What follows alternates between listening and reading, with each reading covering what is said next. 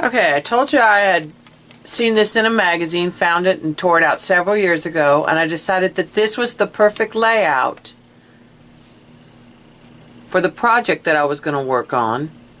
And let me move the camera here just a little bit and I'll show you the actual project. We had a gangster man from a Las Vegas hotel room that was in this big silver frame with a black mat.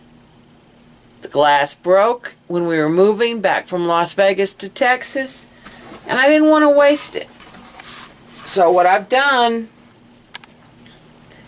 is I've just taken the poster that was already matted on the backing and gessoed over it.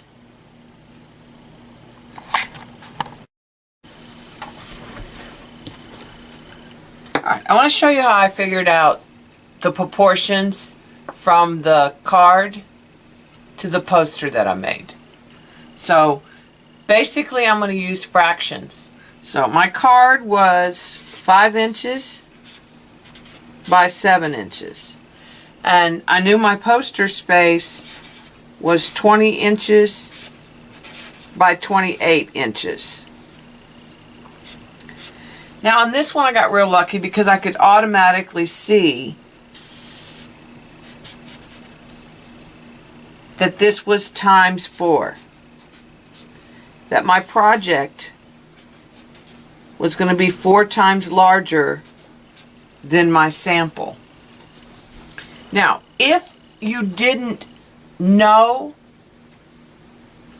or it didn't work out perfectly mathematically, one of the ways that you can find out, and you may have to adjust it, is you can take your fraction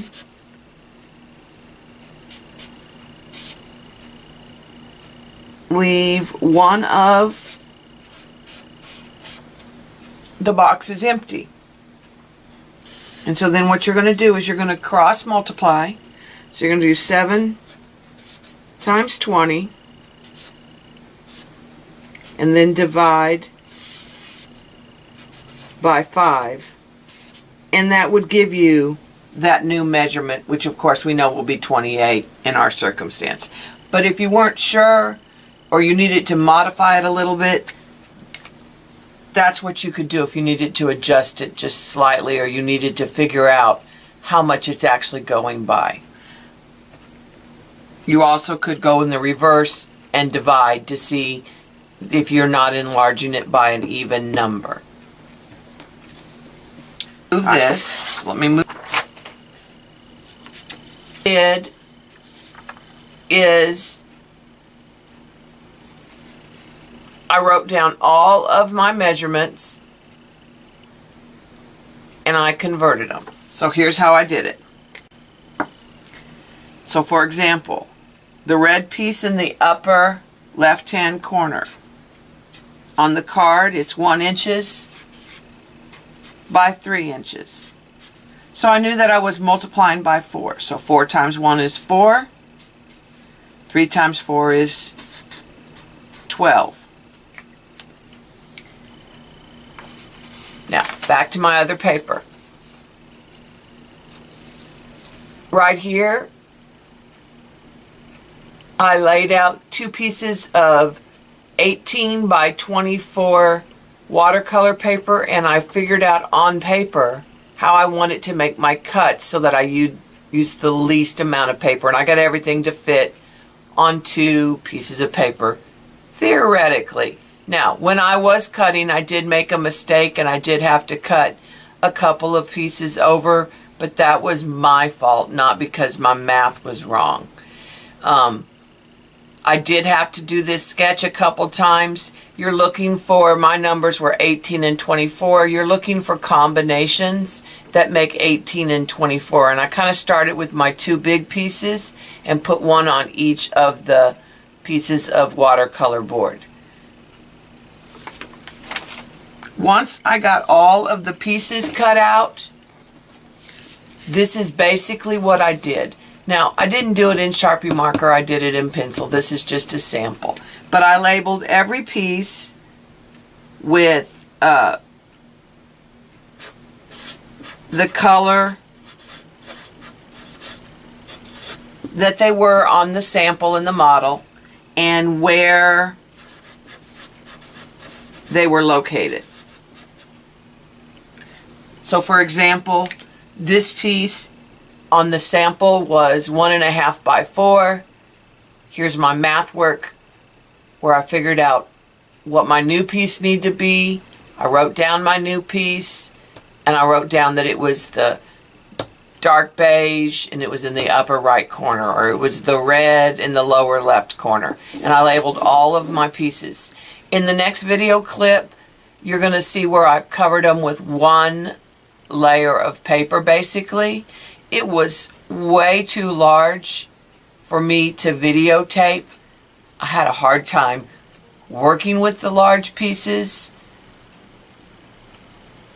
and finding a paper source for those pieces. But let me switch the camera and I'll be right back.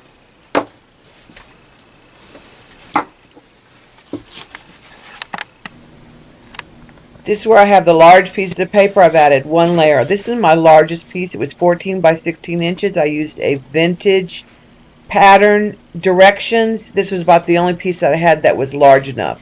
Piece of scrapbook paper. It's a light teal ledger.